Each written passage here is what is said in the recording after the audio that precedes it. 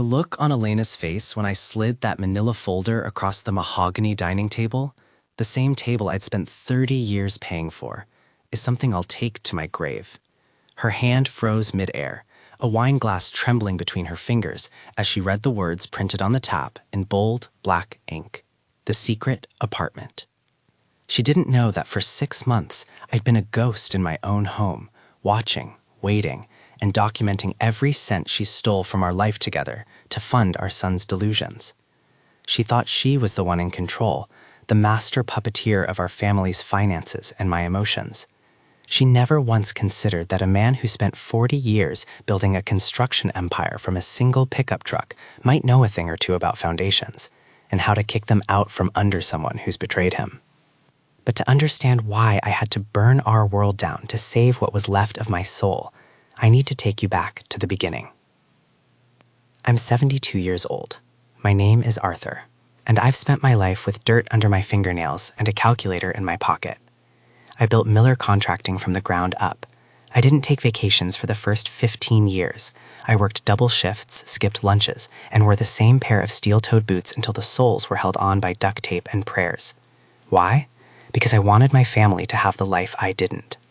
I wanted my wife, Elena, to never worry about a utility bill, and I wanted my children to have choices. We have 2 children. There's Sarah, my oldest, a middle school teacher who has her mother's eyes and my work ethic. She's the kind of woman who brings me Tupperware containers of soup when she knows I'm working late.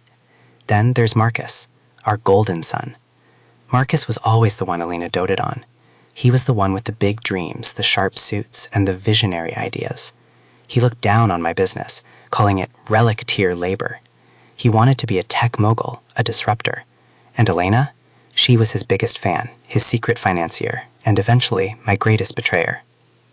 The first crock in the foundation appeared about 2 years ago. I'd retired, or at least tried to, handing the daily operations of Miller Contracting over to my trusted foreman. I had a healthy nest egg, about $2.4 million in a joint liquid account, plus the property and the pensions. It was supposed to be our sunset fund. But then Marcus came home with a can't-miss opportunity. He called it Nexus Flow, some kind of AI-driven logistics platform that sounded like a bunch of buzzwords stapled together. He needed $100,000 for the initial seed round.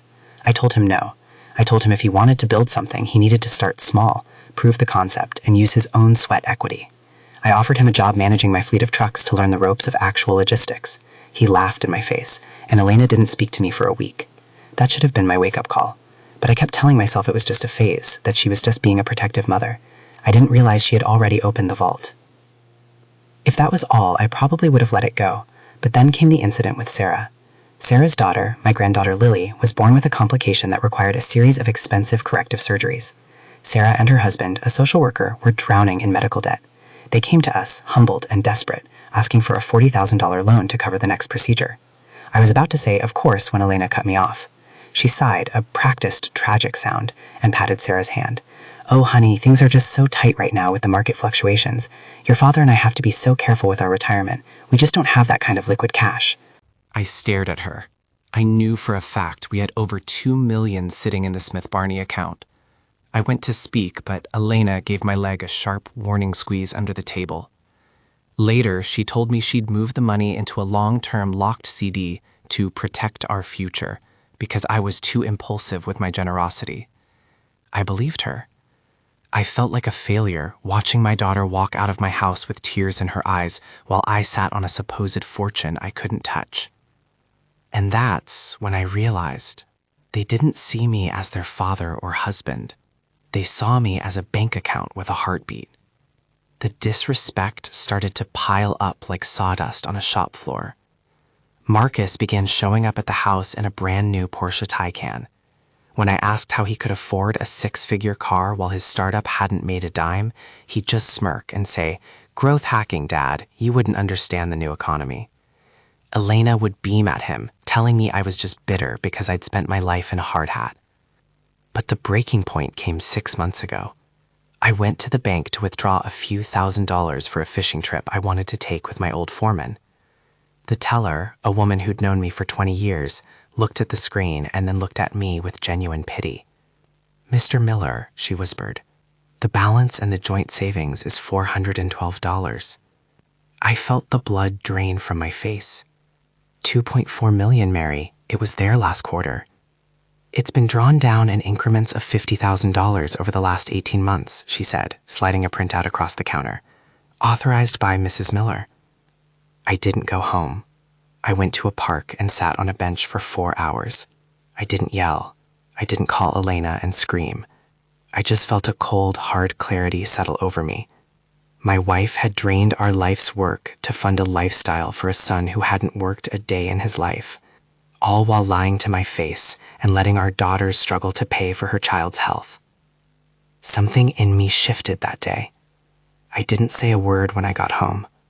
I ate the dinner she'd made, using the groceries I'd paid for, and I listened to her talk about Marcus's impending IPO. But the next morning, I didn't go to the golf course. I went to see a private investigator named Gary, an ex-cop who'd done security work for my sites years ago. Gary, I said, putting a retainer on his desk that I'd pulled from my private business account, the one Elena didn't know existed. I need to know where the money went, every cent. And I need to know what my wife does when I'm at the club.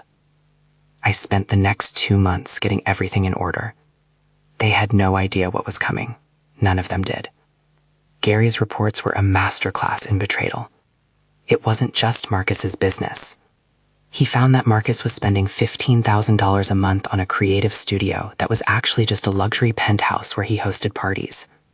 But the real kicker, the thing that turned my heart to stone, was the secret apartment. Elena had been renting a high-end condo in the city for over a year. She'd furnished it with Italian leather and high-end art. Gary found emails between her and Marcus. They weren't just funding a startup. They were planning for the day I finally kicked it. Elena was setting up her exit strategy, a place where she could live her sophisticated life without the old man and his dusty habits. She was waiting for me to die, or for the divorce she'd eventually trigger once she drained me dry. While they were planning my end, I was planning their beginning of living in the real world. I didn't act immediately. I waited for the perfect moment, Marcus's 35th birthday dinner. He'd insisted on hosting it at our house, demanding a catered meal from the most expensive French restaurant in town. He wanted to celebrate a new round of funding he'd allegedly secured. The night arrived. The house was filled with the smell of truffle oil and expensive wine. Elena was wearing a new diamond necklace I didn't recognize. Marcus was holding court, telling a group of his investor friends, who looked more like club promoters, about how he was going to disrupt the logistics space. Sarah was there too, looking tired, wearing a dress she'd clearly had for 5 years. I waited until the main course was finished. The room was loud with laughter and the clinking of crystal. I stood up and topped my glass. "I'd like to make a toast," I said. My voice was calm, steady. The room went quiet. Elena smiled at me, that thin, patronizing smile she'd been using for years. "To Marcus," I said, "a son who has taught me so much about the new economy. And to Elena, a wife who has taught me that even the most solid-looking house can have a secret basement." The smile on Elena's face flickered. "Arthur, dear, you've had too much wine." "I haven't had enough, actually," I said, reaching down and picking up the manila folder I'd hidden under my chair. I slid it across the table. It landed right in front of Elena, knocking over a salt shaker. "What is this?" she asked, her voice trembling slightly. "That's the lease agreement for the condo on 5th Street, I said. "The one you've been paying for with our retirement fund. And under that, you'll find the receipts for Marcus's startup costs, which strangely look a lot like gambling debts at the Wynn and a $12,000 a month lease on a Porsche." The silence that followed was heavy, suffocating. Marcus's face went from a smug tan to a sickly bray. He tried to laugh.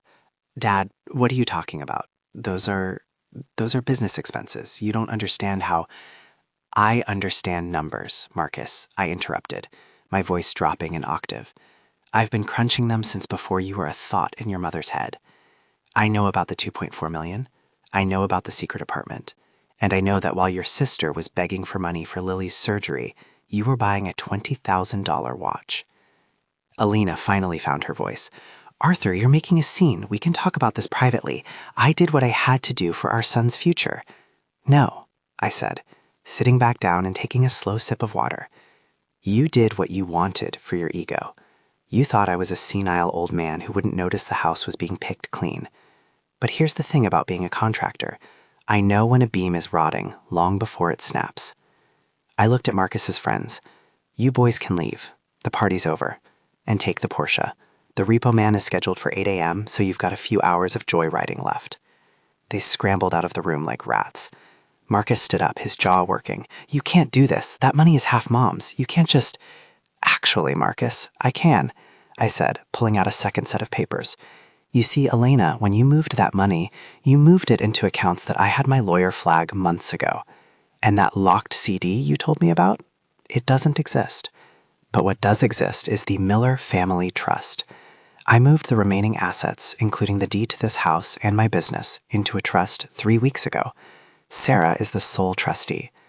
Sarah gasped, her hand flying to her mouth. Elena's face was a mask of fury. You're divorcing me? After 35 years, you're going to throw me out? I'm not throwing you out, Elena, I said. The house is sold. The closing is in 10 days. I've already moved my things to a small place near the lake. As for you, well, you have that lovely secret apartment, don't you? Of course, the rent is due on the 1st, and since I've frozen the joint accounts and filed for a legal separation based on financial fraud, I'm not sure how you'll pay for it. Maybe Marcus can growth hack some rent money. Marcus lunged toward me, his face contorted. You old bastard, you're ruining everything. I didn't move. I just looked him in the eye. I didn't ruin it, son. I just stopped paying for the fantasy. You want to be a mogul? Go be one, but you'll do it on your own dime. And Elena, I loved you. I would have given you the world, but you chose to steal it instead. That's a choice you have to live with now. The reckoning was absolute. Elena tried to scream, then she tried to cry, then she tried to bargain. She told me I couldn't survive without her, that I was a lonely old man. I just watched her, feeling nothing but a profound sense of peace. The woman I'd married hadn't existed for a long time. I turned to Sarah, who was still in shock. Sarah, honey, there's a check in that folder for $100,000. It's from my private account. It's for Lily's surgeries, all of them. And the trust will handle your kids' college. You don't ever have to worry again. The aftermath was quiet. The divorce was messy, but when my lawyer presented the evidence of her siphoning millions into a secret life while I was still supporting her, the judge didn't have much sympathy. She got a fraction of what she expected, mostly just the value of that secret apartment's furniture and a small settlement that won't last her 5 years at the rate she spends. Marcus, his startup, vanished the moment the check stopped clearing. He's currently working as a car salesman 2 towns over. He doesn't drive a Porsche anymore. He drives a 10-year-old Corolla he had to finance himself. I live in a cabin by the lake now. It's small, quiet, and I built the deck myself. I spend my mornings fishing and my afternoons reading. Sarah and the grandkids come over every Sunday. We grilled burgers, and I teach the kids how to sand wood and use a level.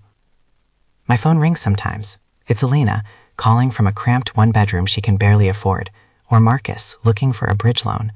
I don't answer. I don't feel anger anymore. I just feel the quiet satisfaction of a man who finally knows exactly what his life is worth. Funny how that works. When you stop letting people take you for granted, they suddenly realize just how much they needed you. But by then, the foundation is already set in stone, and there's no going back.